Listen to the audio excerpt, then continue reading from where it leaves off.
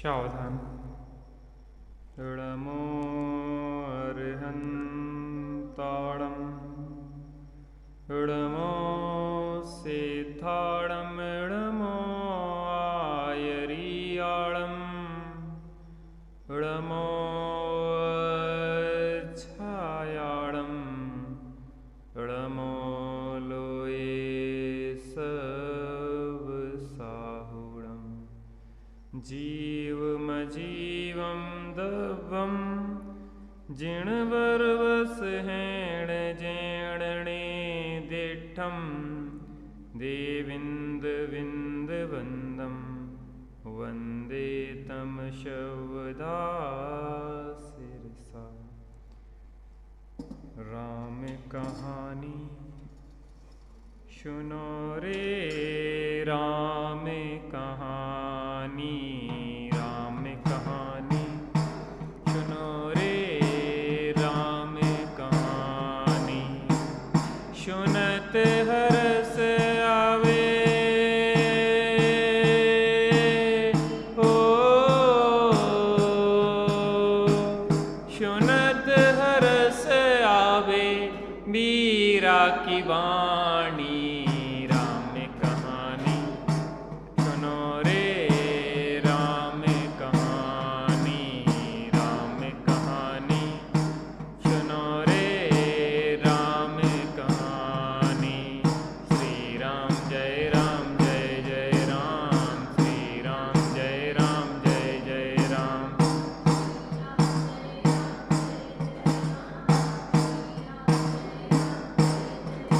दशरथ के राज दुलारे, कौसल्या की आंख के तारे। ओ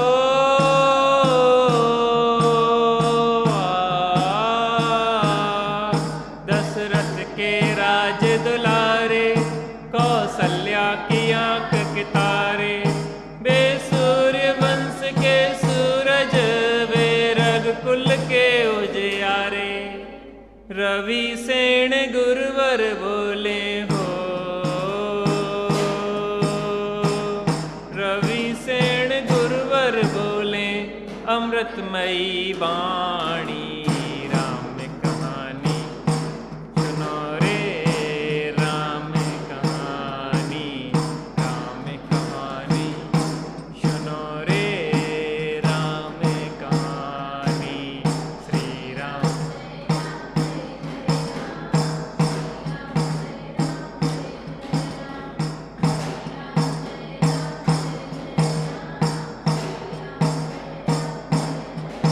वज्रवर्त धनुष गह करके, रघुलाए सीतावर के। ओ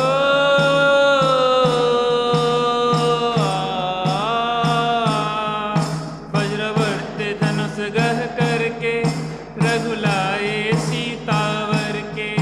घर त्याग हुए वनवासी, पितु की आज्ञा सिर धर के। लखन सियाले संग हो, लखन सियाले संग छोड़ी राजधानी। राम कहानी सुनो रे राम कहानी, राम कहानी सुनो रे राम कहानी। श्री राम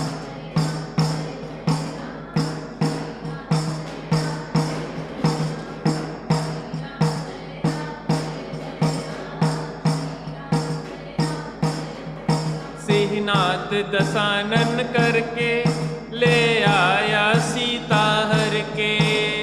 ओ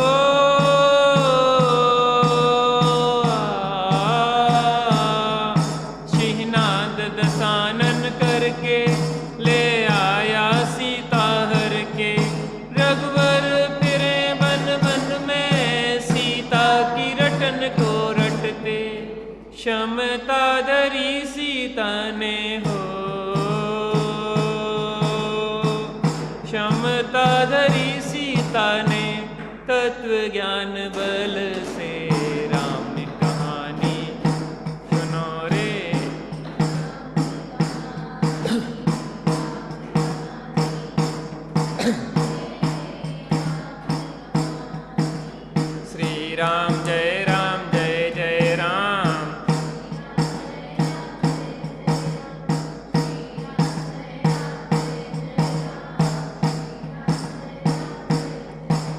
श्री राम ने हनु पठायो, हनु राम दूत बन आयो। ओ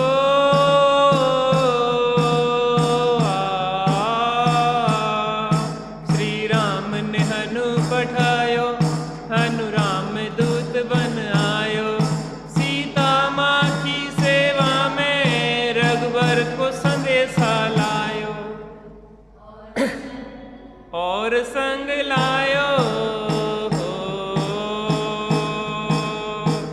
और संग लायो रघु मुद्रिका निशानी। राम कहानी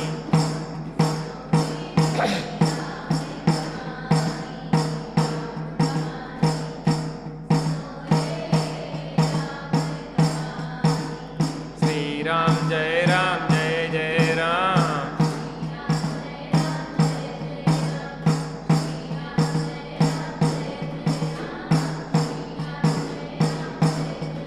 लखन दसानन बध करके रघुलाए सीता जय के।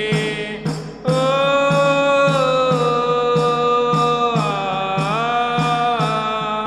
लखन दसानन बध करके रघुलाए सीता जय के। और भेंट में दे दी लंका विभीषण ज्ञानी को जय के। लखन सियाले संग हो, लखन सियाले संग आए राजधानी। राम कहानी सुनो रे, राम कहानी, राम कहानी सुनत हर्ष आवे।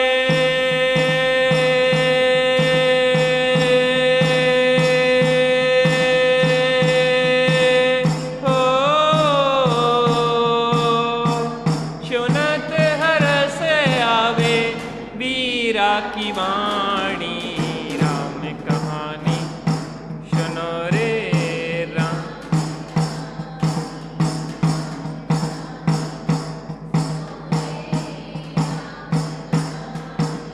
श्री राम जय राम।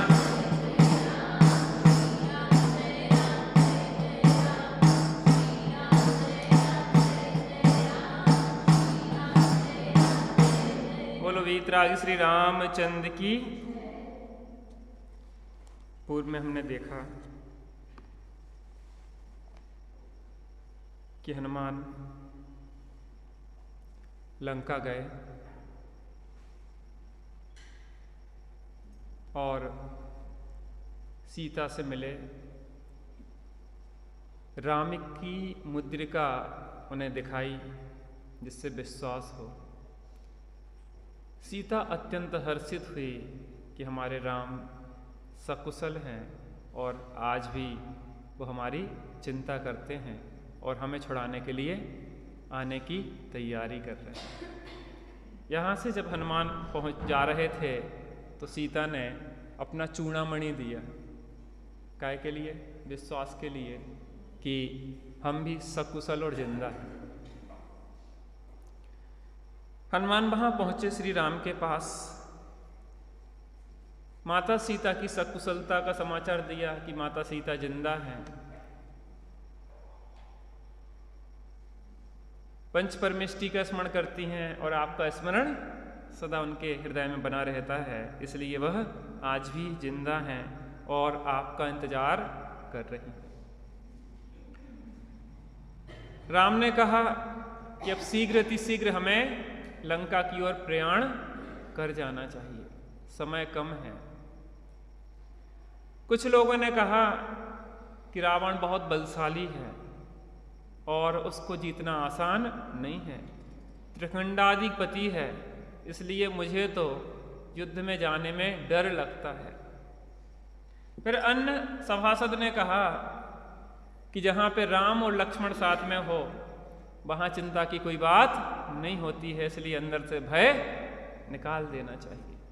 इस प्रकार से शुभ मुहूर्त में युद्ध के लिए प्रयाण किया गया। मार्ग में अनेक प्रकार के शुभ शकुन हुए, कल इस पे चर्चा हुई थी अपनी। कल जो स्वाध्याय हुआ था उस पर बार बार विचार करना। बहुत सारे जीवन उपयोगी चर्चाएं हुई थी और अगर उस पर हम बार बार विचार करें तो हमारे जीवन में बहुत सारी समस्याओं के समाधान हो सकते हैं। अब क्या हुआ, आगे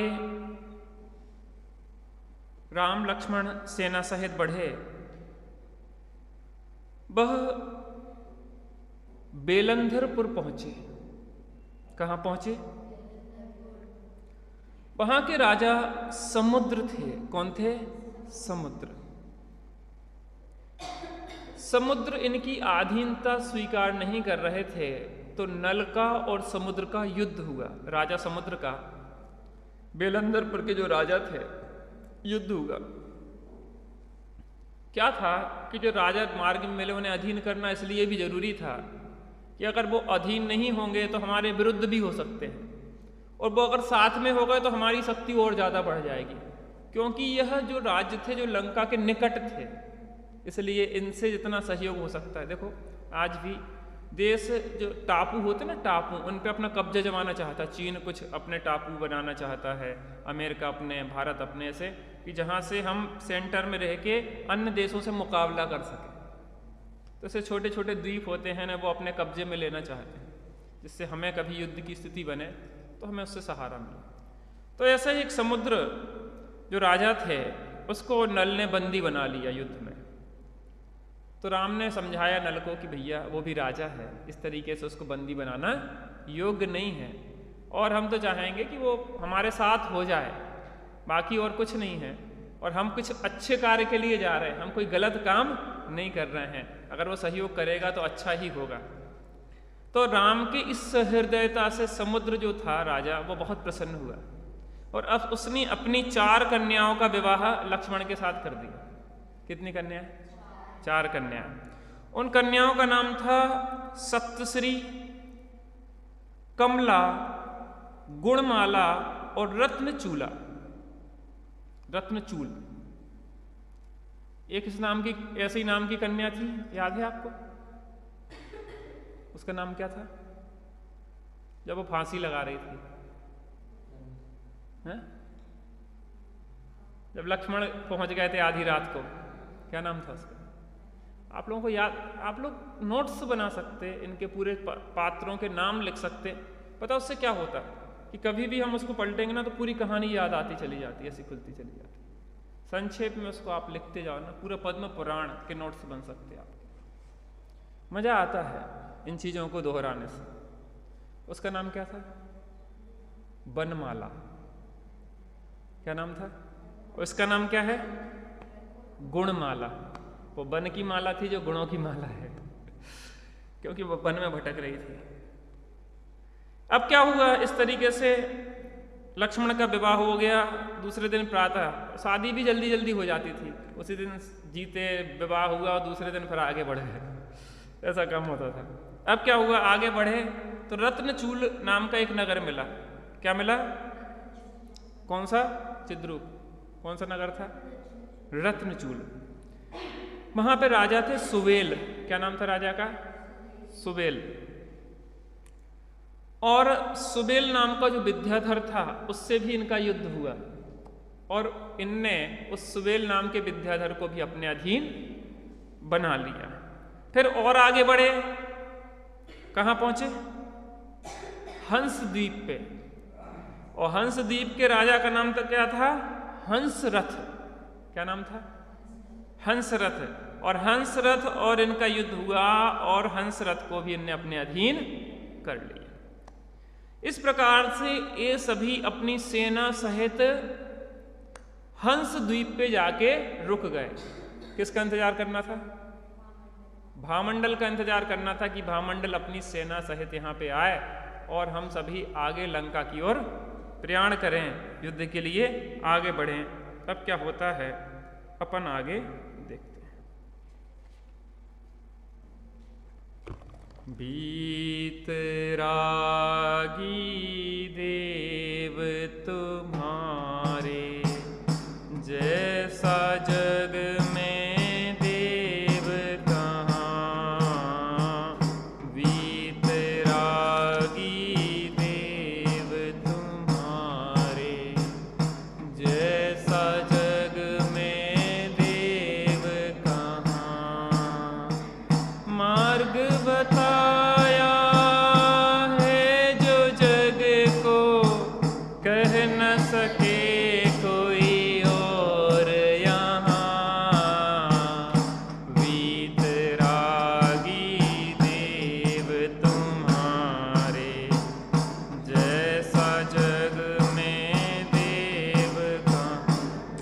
क्रमांक 197, 197 और छंद क्रमांक 32।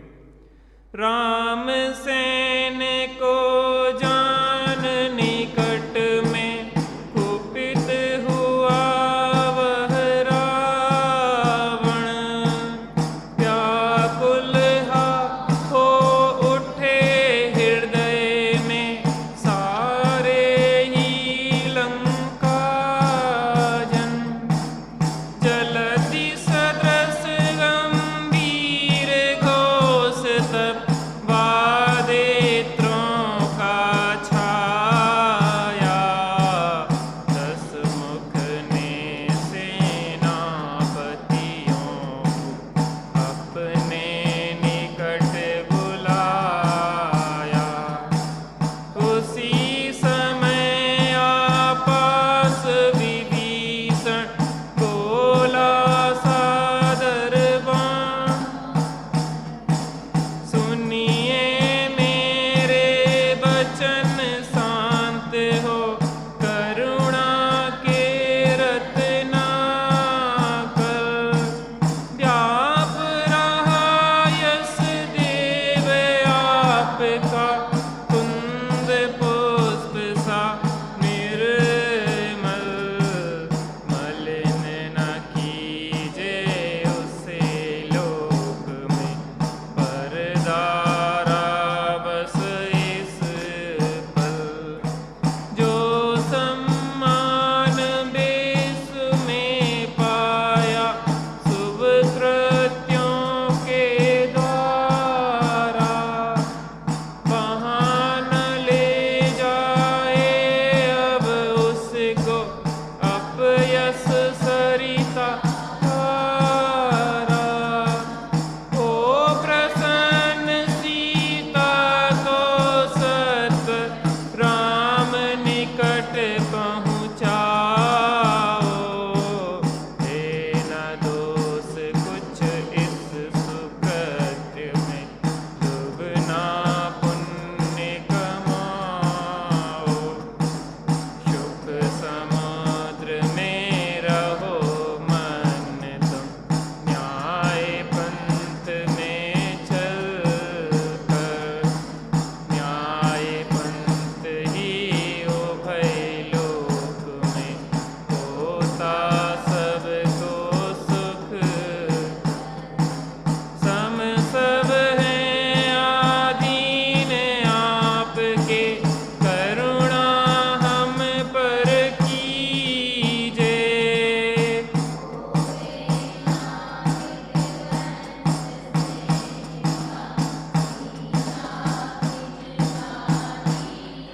हैं सब द्रव्य स्वतंत्र जगत में, कोई न किसी का काम करें, अपने अपने सचतुष्टय में सभी द्रव्य विश्राम करें, अपनी अपनी सहज गुफा में रहते पर से मौन यहाँ, वीतरागी देव तुम्हारे, जैसा जग में देव कहाँ। अब क्या हुआ? यद्यपि रावण युद्ध तो नहीं करना चाहता था, लेकिन अब जब सेना सामने आके खड़ी हो गई तब युद्ध, चूंकि हंसदीप और लंका निकट थे बहुत, तो अब जाके सीधा युद्ध ही होने वाला था।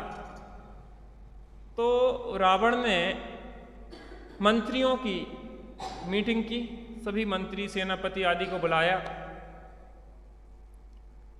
कि अब अपन को शीघ्र ही युद्ध की तैयारी कर लेना चाहिए, क्योंकि शत्रु की सेना निकट आ गई है। और सब लोगों से चर्चा कर ही रहे थे, उतने में विभीषण पहुंच गए और विभीषण कहने लगे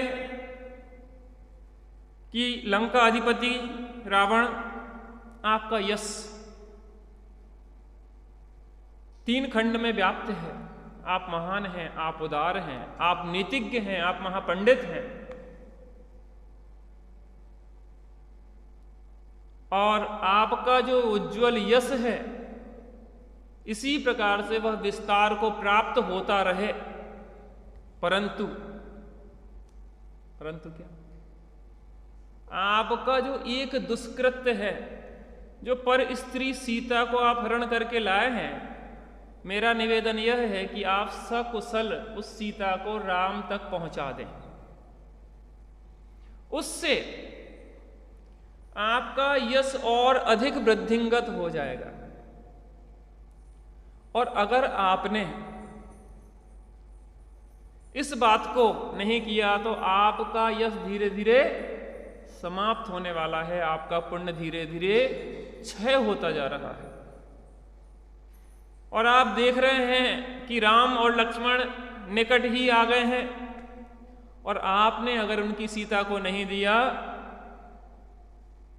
तो अब लंका की और लंका वासियों की खैरियत नहीं है, शकुन नहीं है, अच्छा होने वाला नहीं है। शीघ्र ही हम नष्ट हो जाएंगे और इसका दोष आपके ऊपर जाएगा। यथा राजा तथा प्रजा। आप अगर गलत करेंगे तो उसका फल प्रजा को भी भुगतना पड़ेगा। और जैसे ही रामचंद्र जी सैन्य समूह से सहित आए हैं, यह लंका के लोगों को पता पड़ा, सब भयभीत हो गए। उसका कारण यह भी था कि हनुमान इतना उत्पात मचा गए थे, हैं? कि जब एक व्यक्ति इतना उत्पात मचा सकता है तो फिर जब राम इनके स्वामी जब आएंगे तो फिर क्या होगा। पता, एक घटना मुझे याद आती है इस प्रसंग में। दो मित्र थे, विद्याधर, और दोनों मित्र अपने अपने धर्म को श्रेष्ठ बता रहे थे, अपने अपने धर्म को श्रेष्ठ बता रहे थे। तो उन्होंने कहा चलो अपन परीक्षा कर लेते हैं। तो जो जैन धर्म को मानने वाला था वो जैनेतर सन्यासी के पास गया और थोड़ा सा उसने भय आदि दिखाया। विद्याधर था, अनेक प्रकार की विद्याएं होती, तो दिखाया तो वो भाग गया। उसको गुस्सा आ गई। उसने कहा चलो तुम्हारे साधुओं को हम देखते हैं, उनकी भी परीक्षा करेंगे, तुम देखे। उसने कहा, जो जैन था, उसने कहा साधुओं की छोड़ो, हमारे श्रावक को विचलित करके दिखा दो। तो एक श्रावक ऐसी, आज कौन सी तिथि है? अष्टमी चतुर्दशी आदि को सामायिक के लिए स्मशान आदि में श्रावक गण बैठते हैं, रोसद आदि उपवास आदि धारण करके। तो एक श्रावक ध्यान मुद्रा में बैठे हुए थे और वो ध्यान मुद्रा में बैठे थे। तो उन्होंने कहा कि देखो इस श्रावक को विचलित करके दिखा दो तुम हमारे। साधु की तो छोड़ो, साधु तो बहुत श्रेष्ठ होते हैं। उसने रात भर, विद्याधर ने रात भर उसके लिए नाना प्रकार के भूत व्यंतर और नाना प्रकार के उसके ऊपर उपसर्ग आदि किए, लेकिन वह विचलित नहीं हुआ। उन्होंने कहा देखो, ये है जैन धर्म के श्रावक की भी सामर्थ्य, वो भी कितना सामर्थ्यशाली होता है। चाचा जी, हम अपने को कब तक दीनहीन समझते रहेंगे? भगवान बनने की ताकत है मुझ में, भगवान मैं मान बैठा पुजारी हूँ बस में, बैठा पुजारी हूँ बस में। ऐसी तू मान्यता को छोड़ छोड़ छोड़ छोड़, ऐसी तू मान्यता को छोड़।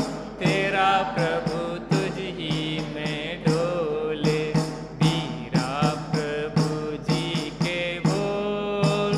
तेरा प्रभु तुझ ही में डोले। उन्होंने कहा जब एक हनुमान इतना सामर्थ्यवान है, जिसका सेवक इतना सामर्थ्यवान है, तो उसके स्वामी जब श्रावक इतना सामर्थ्यवान है तो मुनिराज कितने सामर्थ्यवान होंगे। जब मुनिराज इतने सामर्थ्यवान हैं तो प्रभु कितने सामर्थ्यवान होंगे। अरे प्रभु जब इतने सामर्थ्यवान हैं, जो प्रभुता से संपन्न शुद्धात्मा है, वो कितना सामर्थ्यवान होंगे। जिसका आश्रय लेके वो प्रभु बने हैं, वो भी प्रभु का प्रभु है, वो आत्म राम है। जे बीतरागी राम है तो वो आत्मा राम है। जो सादी अनंत काल के लिए परमात्मा है वो अनादि अनंत परमात्मा है। जो कार्य परमात्मा है तो वो कारण परमात्मा है। इस तरीके से बहुत तरीके से समझाया, लेकिन विनाश काले विपरीत बुद्धि होती है। अब वहां पे क्या होता है, रावण तो बोलता, उसके पहले इंद्रजीत बोल पड़ा। पिता के अभिप्राय को समझ के इंद्रजीत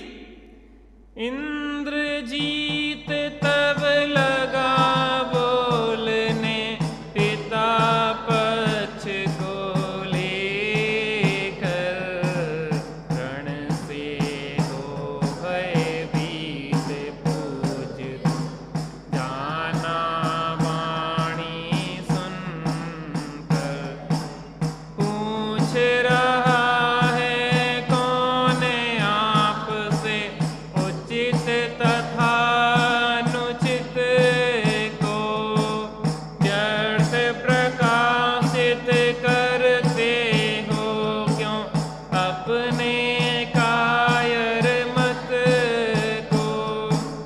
यदि कायर है हृदय आपका, सुख से घर में रहिए, पर कायरता पूर्ण वचन यो मत निज मुख से कहिए।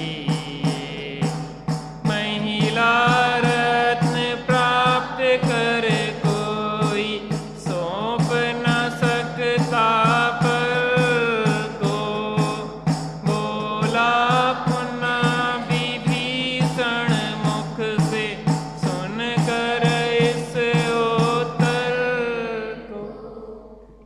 अब क्या हुआ कि विभीषण ने समझाया, तो रावण के अभिप्राय को जानने वाला उनका पुत्र कौन था? इंद्रजीत। तो रावण बोलता, उसके पहले इंद्रजीत भी बोल पड़ा। तो कई बार विचार आता कि अगर बड़े गलती करें तो छोटे तो गलती नहीं करते। रावण भले गलत कर रहा था, लेकिन विभीषण ने सत्य का पक्ष लिया। किसका पक्ष लिया? सत्य का पक्ष लिया। यद्यपि भाई था, लेकिन भाई होने से क्या होता है? एक बार विभीषण गलती कर चुका था, जब उसने गर्दन कटवा दी थी। किसकी? जनक और दशरथ की। यद्यपि वो समझ गए थे, वो पुतले थे, लेकिन उसका कितना खेद हुआ था उसको। अब वो गलती करने वाला नहीं था। उसने बहुत समझाया, लेकिन इंद्रजीत ने कहा कि चाचा जी, आपसे सलाह कौन मांग रहा है? व्यर्थ की सलाह काय को दे रहे हैं बिना फालतू में? विश्व में सबसे ज्यादा दी जाने वाली चीज कौन सी है? और सबसे कम मानने वाली चीज कौन सी है? लेकिन सलाह दो प्रकार की होती है। एक योग्य सलाह होती है, एक अयोग्य सलाह होती है। सलाह देना चाहिए जहां आपको लग रहा है कि यह कार्य गलत है। विकास भैया, गलत है तो बिना पूछे सलाह देना चाहिए। क्या कहा?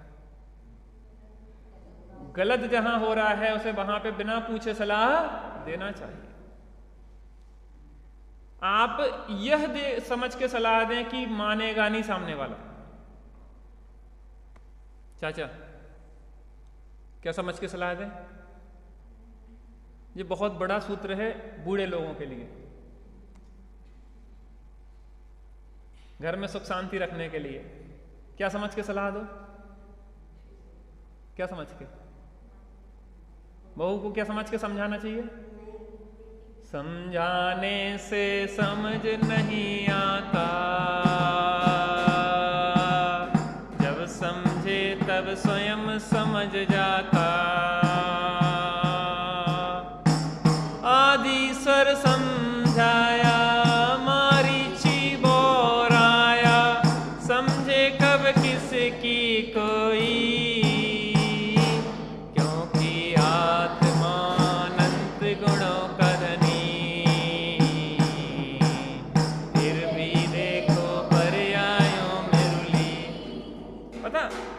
यदि माने तो सहज योग्यता, अहंकार का भाव ना हो, और नहीं माने भवितव्य विचारो जिससे किंचित।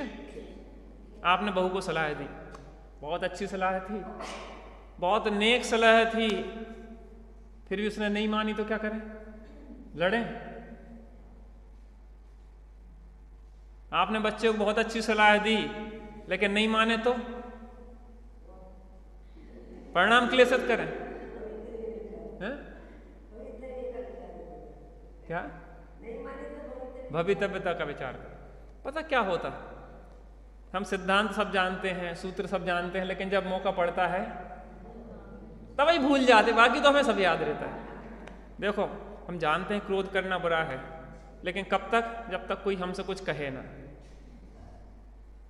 जैसे कुछ कहा तो फिर तो हमारा ज्वालामुखी फूट ही तब याद आता है जब फूट चुकता है।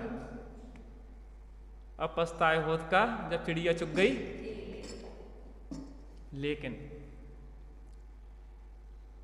अभ्यास से, धीरे धीरे अभ्यास से क्या होता है, पहले तो क्या होता था कि गलती भी करते थे और खेद भी नहीं होता था, पोषण का।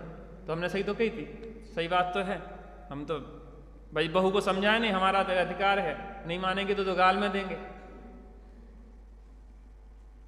पहले तो जो पोषण चलता था, क्रोध आता था, लेकिन अब ये चलता है, कदाचित कह भी देते हैं, लेकिन ठीक है भैया, अब उसकी अपनी इतनी ही योग्यता है। पता कई बार ऐसा भी होता, धीरे धीरे पात्रता बढ़ती ना भैया, पात्रता बढ़ती। इस बच्चे को हम आपकी पात्रता के लेवल का पढ़ाना चाहें, माने आप पोस्ट ग्रेजुएशन कर रहे हैं या पढ़ाई कर रहे हैं, ये 10th स्टैंडर्ड का है, ये 5 में पढ़ रहा है, तो इसको इसके लेवल का पढ़ाएं तो कैसे पढ़ लेगा वो? लेकिन हाँ, इस स्थिति में जाके वो उसको पढ़ सकता है, आपकी स्थिति में जाके वो उसको पढ़ सकता है, इनकी स्थिति में जाके वो उसको पढ़ सकता है। तो बहुत सारी चीजें देखता है। देखो, त्यागी साहब तो बहुत सरल जीव है और बहुत प्रेम से ही समझाते हैं, लेकिन रामायण में हम रहते थे तो वहां तो डांट भी गलती थी और मार भी गलती थी। पता, सुमत प्रकाश जी ब्रह्मचारी जी ऐसे कांपते हैं रविंद्र जी पंडित जी के सामने आज भी। वहां तो पिटाई भी गलती है खूब पंडित जी की। तो जो चीज उस समय समझ में नहीं आती थी, आज वो चीज समझ में आती है। वो पंडित जी कहते थे प्रवचन में, जब हम झुका के ऐसी गर्दन बैठ जाते थे ना, लंबाई ज्यादा है, गर्दन थक जाती ना, ऐसी सहारा दे के ऐसे बैठ जाते, कभी इस तरफ झुका लेते, कभी ऐसे कर लेते, कभी ऐसे बैठ, कभी कमर झुका के बैठ जाते, तो वो डांट देते थे, तो हम ऐसे अकड़ के बैठ जाते थे। अब हमें ये समझ नहीं आता कि गर्दन झुकाना क्यों मना कर रहा है।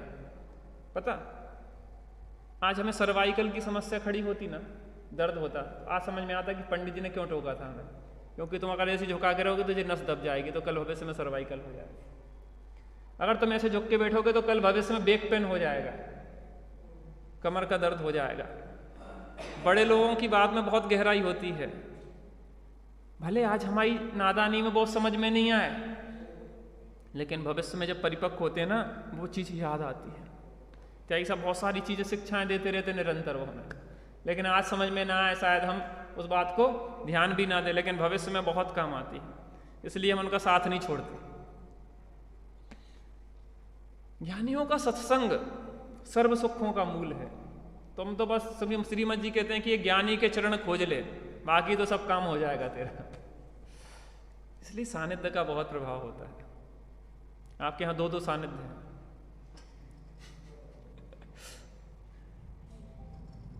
तो अब वो बोले आपसे सलाह किसने मांगी, आप मुफ्त की सलाह का को दे रहे, आप तो डरपोक हो। डरपोक है तो आप काय के लिए जा रहे हैं, हम सब निपट लेंगे, आप तो जाके अपने महल में आराम करो। चाचा जी आपकी जरूरत नहीं है, आप तो अपने घर में जाके, आप कायर हो,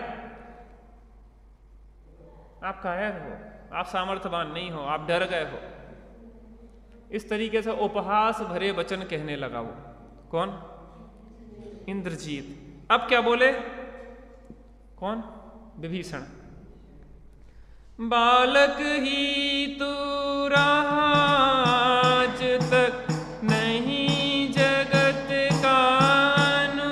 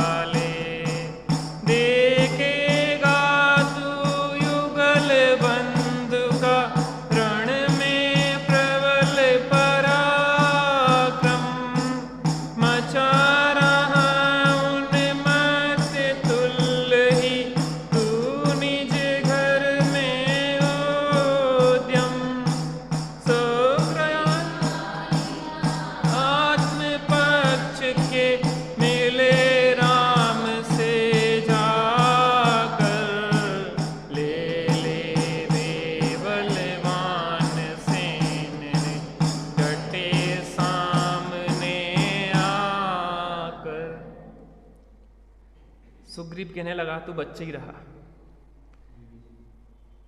हाँ, विभीषण बोलने लगा तू बच्चा ही रहा, तेरी बुद्धि विकसित नहीं हुई, शरीर विकसित हो गया।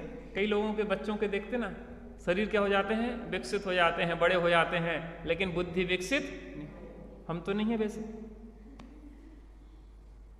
हमें लगता कि ये बूढ़े क्या जाने, मोबाइल चलाना तो जानते नहीं है, ये क्या जानेंगे, ये कंप्यूटर चलाना, लैपटॉप चलाना तो जानते नहीं हैं, फेसबुक भी नहीं जानते हैं, व्हाट्सएप भी नहीं जानते हैं, इंस्टाग्राम भी नहीं जानते हैं, कुछ भी तो नहीं जानते हैं। ये तो बुद्धू रखे हैं। जानते कि नहीं जानते ये लोग कुछ हैं? आजकल तो छोटा बच्चा जो 1 साल का होता है ना, वो खटर पटर मोबाइल लिया फटाफट गेम निकाल लेता है, ऐसा कर लेता है, वो कर लेता है। बुद्धि बहुत तेज है ना उसमें, बहुत अक्ल है उसकी। इसको अक्ल नहीं कहते।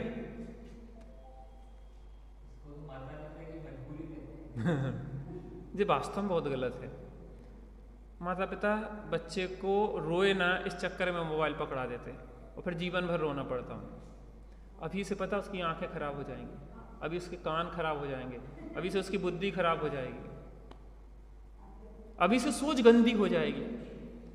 बचपन में बच्चे सीखते हैं। वो मनीष की बच्ची है ना, वो पूछती है जी क्या है, जी क्या है, जी क्या कर रहा है, जी क्या कर रहा है। बच्चों में जिज्ञासा होती है सीखने की।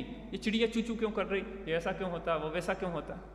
आज हम वहां पे गए तो बहुत सारे ऊंट थे। ऊंट देखे तुमने? ऊंट। अब बच्चा होता कोई तो पूछते कि ये क्या है। एक सीखने की जिज्ञासा होती ना। वहां पे गए तो ऊंट थे बहुत सारे। तो एक व्यक्ति बैठा था वहां पे, तो हमें देखा उसने, कहने क्यों भैया तुम कौन हो? हमने कि हम ब्रह्मचारी हैं। कहने तुमने शादी नहीं करवाई? हमने कि नहीं शादी नहीं करवाई। फिर कैसे चलेगा तुम्हारा काम? नहीं काम में क्या दिक्कत है, काम तो चल रहा है। नहीं बुढ़ापे में कोई सेवा करेगा कि नहीं करेगा? नहीं तुम्हारी सेवा की गारंटी है, तुम्हारी सेवा की गारंटी है कि तुम्हारी सेवा बुढ़ापे में होगी? कहले नहीं है। तो फिर हमारी सेवा की चिंता काहे की कर रहे तुम? तुम्हारी और हमारी सेवा की बात नहीं है, सब भाग्य करवाता है।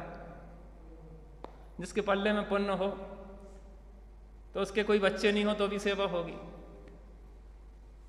एक बार हमसे बिड़ लगा था तो हमने कहा हमारे बच्चे।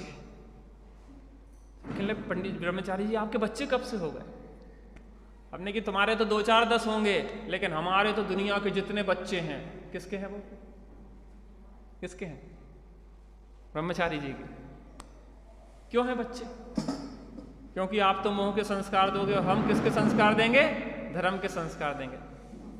हमें बच्चों से बहुत प्रेम है, युवाओं से बहुत प्रेम है। हम शुरू से स्कूल कॉलेजेस में जाना, बच्चों को समझाना, पढ़ाना, करना हमें बहुत अच्छा लगा।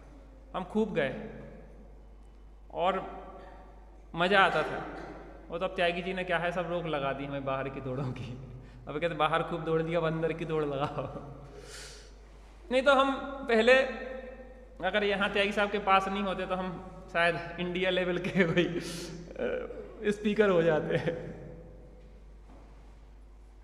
खूब दौड़ घूमे हम, सामाजिक धर्म क्षेत्र में भी खूब गए, बड़े बड़े शहरों में गए हम 10 लक्षण में प्रवचन करने, यहाँ मेरठ वगैरह। माने दुनिया हमने देखी। अब तो समेटने का समय है। त्यागी जी ने तो क्या है हमें बहुत समेट दिया, दुनियादारी से समेटो। हमें पता नहीं अंदर से ऐसा लगता जो भी बच्चे दिखते, युवा दिखते कि कम इन्हें बढ़िया अच्छा मार्गदर्शन दो, खूब अच्छा भविष्य है, इनमें जो ऊर्जा है उसको सकारात्मक रूप से आगे बढ़ें और जो अच्छे जीवन को जिए। पता पौराणिक कथाओं में अपन ने जो पढ़ा चौथे काल में कि बुढ़ापे में लोग दीक्षा लेते थे। जो पंचम काल में मुझे भाषित नहीं होता है। पंचम काल में तो आप बुढ़ापे में जब इंद्रियां काम नहीं कर रही हैं, शरीर काम नहीं कर रहे हैं, नाना प्रकार के रोगों से ग्रसित है शरीर, बुद्धि बिल्कुल काम नहीं कर रही है, इंद्रियां शिथिल हो गई हैं, अब धर्म करो। आपके अंदर बहुत तड़प है कि हमें आत्मानुभव करना है, लेकिन शरीर आपका साथ नहीं दे रहा है। आप बैठती हो थोड़ी देर के लिए, कमर में दर्द हो जाता है, हाथ में दर्द हो जाता है, इसमें दर्द हो जाता है। स्थिरता से आप सामयिक कवर कर ही नहीं पाई। जब शरीर की स्थिरता नहीं बन रही है तो वचनों की और मन की स्थिरता कैसे बनेगी? इसलिए हमें लगता है कि बेटा तुम लोग जो कर रहे हो उसमें से थोड़ा समय अपने लिए भी निकालो, 1 घंटा 2 घंटे का समय अपने लिए निकालो। लोग कहते भैया बहुत पढ़ाई का बहुत बोझ है। विकास भैया, पढ़ाई का बहुत बोझ है बच्चों के ऊपर। अच्छा, इस सबसे हमारी चर्चा हो रही थी इस विषय पे। बच्चों को अगर आत्महत्या करने से बचाना है, डिप्रेशन, टेंशन से, hypertension, blood pressure, sugar जी, डायबिटीज रोगों से बचाना है और अच्छा सुंदर जीवन जीना है, तो उन्हें कम से कम 2 घंटे अपने लिए देना चाहिए धर्म ध्यान के लिए। आप कितनी ही बड़ी पढ़ाई कर रहे हो, कितने ही बड़े कंपटीशन में लगे हो, पता आप अगर फेल होते हैं तो उसकी सामर्थ्य यहां से मिलेगी तत्व ज्ञान से। आज इतना कंपटीशन का युग है, जगह जगह आपको व्यक्ति नीचा दिखाने के लिए बैठे हैं, और आप जब हारोगे तब आपको मरना दिखेगा, आत्महत्या दिखेगी, रेल की पटरी दिखेगी, फांसी का फंदा दिखेगा, आग दिखेगी, तब ये तत्व ज्ञान बचाएगा। नहीं तो उन लोगों जैसा स्थिति होगी कि वो 13 साल का बच्चा एक भोपाल में जो फेल हो गया, उसने आत्महत्या करके मर गया। छोटे छोटे बच्चे आत्महत्या करके मर रहे हैं। आज जितना संघर्ष कल नहीं था। कल जीवन बहुत धीरा था, बैलगाड़ियों से चलते थे, अपनी खेती करते थे, किसानी करते थे और पूरा समूह में रहते थे। आज हम अकेले अकेले जी रहे हैं, पति पत्नी अकेले रह रहे हैं और पति पत्नी की भी नहीं बन रही हैं, दोनों में बहुत प्रेशर चल रहा है, समस्या है। आप कैसे उससे निकल पाओगे, हमें ये बताइए। आज इस तत्व ज्ञान की और ज्यादा जरूरत है। आप लौकिक पढ़ाई करो, कोई दिक्कत नहीं है, खूब करो, लेकिन उसके साथ तत्व ज्ञान भी पियो। और हमें अच्छा लगता कि यहाँ के बच्चे लोग, नए लोगों को बहुत रुचि है, लेकिन थोड़ा कुछ और बढ़ाओ, क्योंकि बिना आत्मानुभव के कुछ भी नहीं है। धर्म क्षेत्र में इससे 11 अंग 9 पूर्व का भी अनंत बार ज्ञान कर चुके और शुद्ध द्रव्यलिंग भी अनंत बार कर चुके, लेकिन आत्मबोध बिना हमारा कुछ भी कल्याण नहीं हुआ। पूरी ऊर्जा लगा के अय कथमपि मृत्वा तत्व कौतूहलीसन अनुभव भर मूर्ते पार्श्ववर्ती मुहूर्तम प्रतिगत विलसंतम स्वयं समालोकयेन त्यजति जगति मूर्ता साकमेकत्व। मौत की कीमत पे भी 6 महीने के लिए लग के सतत काम करो। आप में आज ऊर्जा है, आज आप में सामर्थ्य है। अंतर का अभ्यास करोगे तो चुटकियों में आत्मा की अनुभूति हो जाओगी। फिर इस उम्र में तुम चाहोगे, बहुत मुश्किल है। चाचा 34 साल से समागम आपका चल रहा त्यागी जी का, मुझे 35वां साल लग गया। 34 साल पहले शायद आपको जितना सरल था, आज 34 साल बाद उतना कठिन नहीं लगता? सही बताइए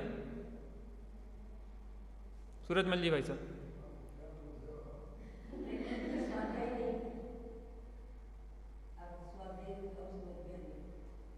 देखो, स्वाध्याय बहुत स्वाध्याय की जरूरत नहीं है। मैं आपको बार बार आपको इस बात में कहता हूं, आत्मानुभव के लिए बहुत पढ़ने की जरूरत नहीं है। बुद्धि के स्तर पे आपका कॉन्सेप्ट क्लियर हो रहा है, वो अच्छी बात है, लेकिन अनुभव की कला कुछ अलग है। तो स्मास भिन्नम वाले भी वो अनुभव ऐसी चुटकियों में कर लेते हैं। गधा सुअर कुत्ता भी ऐसे अनुभव कर लेते हैं। वो गिद्ध ने ऐसा अनुभव किया और पंचम गुण स्थान वर्ती 5 मिनट में हो गया, 5 लब्धियां। चौपसम विशुद्धि देशना प्रायोगकरण यो हाँ, पंचम गुण स्थान कुछ सेकंडों में। वो हाथी पंचम गुण स्थान वर्ती बन गया, वो शेर 5 मिनट में पंचम गुण स्थान वर्ती बन गया, और हम 50 साल से सुन रहे हैं। अच्छा ही है कि बुराई है ये? अच्छा, हम स्वाध्याय का निषेध नहीं कर रहे, हम पूजा पाठ का निषेध नहीं कर रहे, लेकिन हम रिजल्ट की तरफ से अगर देखें तो रिजल्ट कितना है आपका? 0/0।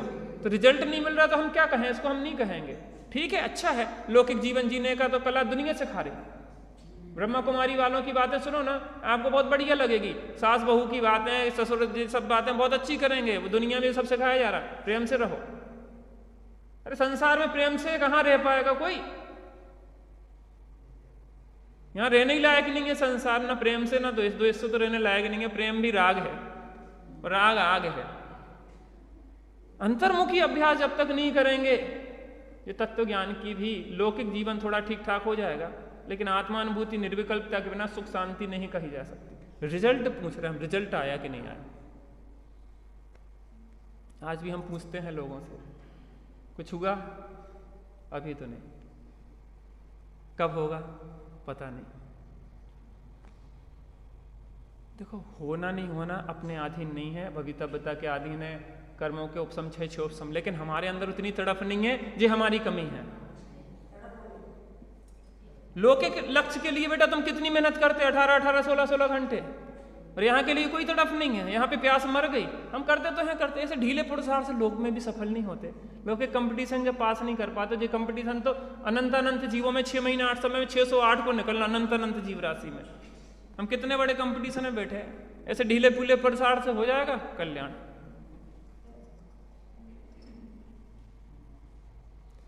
विभीषण ने कहा कि पापी के पापी ही होते हैं इंद्रजीत, लेकिन मैं इस बात से सहमत नहीं हूं। आप सहमत हैं क्या? ये वही इंद्रजीत है आज जिसे हम भगवान इंद्रजीत कह रहे हैं। बोलो भगवान इंद्रजीत की। ये नियम नहीं है कि पापी के पापी हो, लेकिन हाँ वर्तमान का परिणाम जो है वो पाप रूप है, क्योंकि गलत बात का पोषण कर रहा है। वो कह रहा है तो स्त्री रत्न प्राप्त करने के बाद भी स्त्री रत्नों को छोड़ देंगे तो मूर्खता की बात है। अच्छा तेरा है वो रत्न स्त्री रत्न, दूसरे की घरवाली को उठा ले आया तू, वो कह रहा है कि वो स्त्री रत्न प्राप्त कर लिया आप छोड़ देंगे, मूर्ख। दूसरे की घरवाली को उठा लिया अपना बना लिया।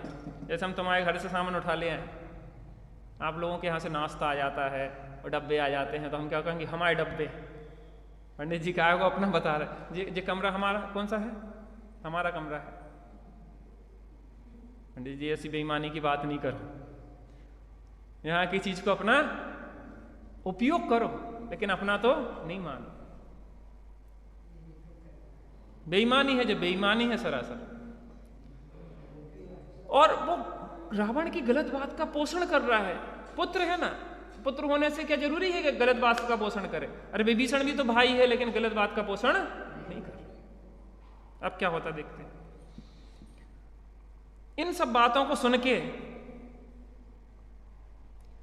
विभीषण ने अच्छी तरह खरी खोटी सुना दी, जब कि वहां पे पक्ष में इतने बलशाली सुग्रीव आदि है, हनुमान आदि हैं, बस तेरा मरण निकट जान, अब तू अपनी अर्थी की तैयारी कर ले, अपनी लकड़ियां रखवा ले। कहां पे?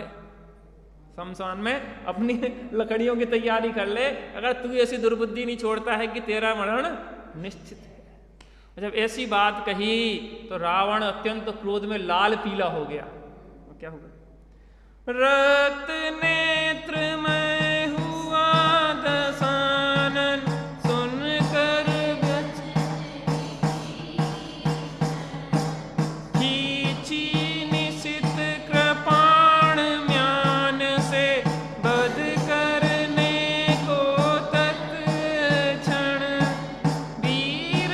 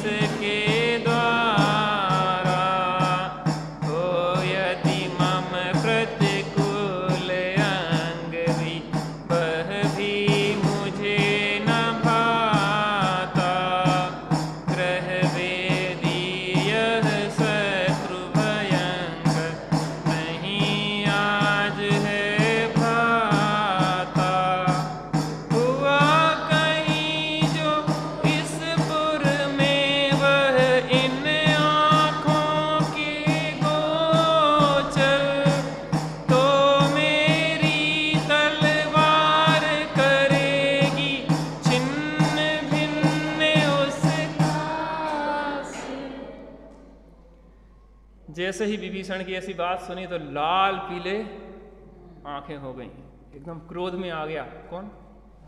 रावण को बहुत गुस्सा आई और उसने तलवार निकाली उसने कहा बता अभी मजा चखाता हूं मैं तेरे को। और जैसे उसने तलवार निकाली तो वज्रमय जो खंबा था उसको उसने विभीषण ने उखाड़ लिया। और दोनों में लड़ाई होने वाली थी तो जो मंत्रिमंडल था, सचिव थे, उनने फटाफट रोका कि महाराज रोको, कर शत्रु द्वार पे खड़ा है और आपस में ही लड़ रहे हैं, ये तो और नुकसान की बात है। पता हमें बहुत संघर्ष करना है। हम अगर परिवार में ही प्रेम से नहीं रहेंगे तो बाहर की विपत्तियों का कैसे सामना करेंगे? हम परिवार में से प्रेम से नहीं रह पा रहे हैं, हम आपस में एकदम से टूटे टूटे रहे। पता पहले भारत खंडित था, किसने जोड़ा था भारत को? अखंड किसने किया था? अंग्रेजों ने किया। अभी अंग्रेजों के जाने के बाद बहुत सारी रियासत में बटा था। लौह पुरुष कौन थे जिनका स्टेचू बना हुआ है? वल्लभ भाई पटेल। उन वल्लभ भाई पटेल ने पूरे देश में जितने छोटे छोटे राज्य थे सबसे मिले और उन सबको एक कर दिया। नेहरू जी ने कहा कि कश्मीर को हम संभाल लेंगे, हम कर लेंगे, और उनने रह के उस कश्मीर को अलग रखा तो आज तक वो हमें भुगतना पड़ा। अभी जो 370 हटा के कश्मीर को शामिल किया तब आतंकवाद कम हुआ। अखंडता में सामर्थ्य है और खंडित होने में धीरे धीरे हम टूट जाते हैं, कोई भी हमें नष्ट कर देते हैं। नहीं कि महाराज अभी समय है कि हम साथ में रहें, अभी लड़ने भिड़ने का समय नहीं है। अभी तो हम मिलके कैसे सामना करें इस बात पे ध्यान देना चाहिए। लेकिन रावण को समझ में नहीं आया। दोनों ने, मंत्रियों ने अलग अलग किया, दोनों को छुटाया जो भिड़ रहे थे, और वहां से दोनों को अलग अलग करके दोनों अपने अपने स्थान पे चले गए। रावण ने अपने पुत्र इंद्रजीत से कहा कि मुझे अब ये खटकने लगा है, अपने घर में ही हमारा घर का भेदी, क्या कहावत है, घर का भेदी लंका ढाए। आज भी वो कहावत है, जैसे ही के कारण से प्रचलित है। देखो किसी परिप्रेक्ष्य में ये अच्छा हुआ क्योंकि विभीषण ने न्याय का साथ दिया, लेकिन किसी परिप्रेक्ष्य में देखा जाए तो उस लंका जैसे महाशक्तिशाली साम्राज्य को ढहाने में घर का भेदी विभीषण ही सहयोगी हुआ। विभीषण नहीं होता तो राम आदि की सामर्थ्य नहीं थी। पता 30 अक्षौणी सेना को लेके विभीषण चले गए थे। दूसरी बात, इन्हें तो पता ही नहीं था कि गुप्त क्या क्या रहस्य हैं रावण आदि के, वो विभीषण ही बताते जाते थे। और पूरे प्रकार के जो गुप्त रहस्य थे वो पूरे विभीषण ने राम आदि को दे दिए। दूसरी बात, घर का भेदी लंका ढाई की तरफ से कहा जाए तो वो उनने गलत किया, क्योंकि उनने अपने ही जहां पे खाया उसी में छेद कर दिया। तो दो पक्ष खड़े हो गए। एक न्याय के पक्ष की तरफ से देखा जाए तो सही किया, लेकिन घर के भेद की तरफ से देखा जाए तो गलत है। लेकिन सही का पक्ष प्रबल है। क्यों? क्योंकि किसी भी स्थिति में हमें न्याय का साथ नहीं छोड़ना चाहिए। आत्म राम आत्म राम आत्म राम आत्म राम, तू ही है ज्ञाता दृष्टा, तू ही है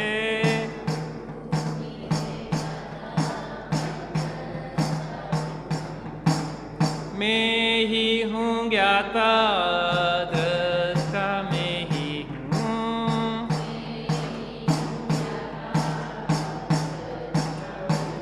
मैं ही हूँ सुख निधान। आत्म राम आत्म राम राम, तू ही मंगल उत्तम, तू ही शरण है।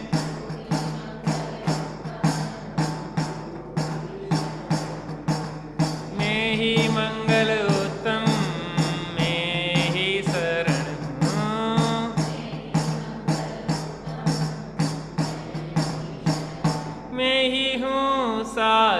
धाम।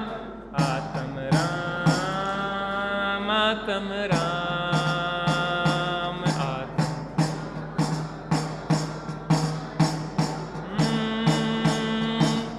तू ही है साधन साध्य, तू ही है।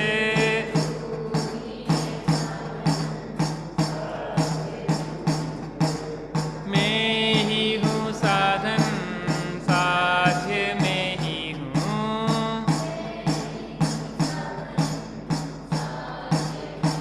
मैं ही शिव स्वरूप शिव का। आत्म राम, आत्म राम।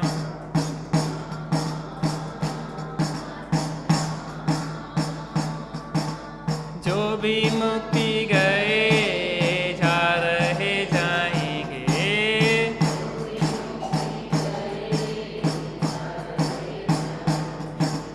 जो भी मुक्ति गए जा रहे जाएंगे।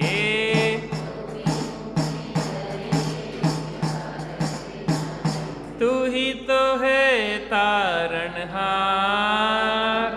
आत्म राम, आत्म राम, आत्म राम। जग में साचो शरण धाम। आत्म राम, आत्म राम, आत्म राम, आत्म राम। बोलो वीतरागी श्री रामचंद्र की, कारण परमात्मा आत्मा राम की। हम सभी कारण परमात्मा से कार परमात्मा रूप वर्णित हो। कल बहुत अच्छा प्रसंग चलेगा। कल जब विभीषण रामचंद्र जी के पास पहुँचेंगे तो वहाँ कहेंगे कि ये वास्तव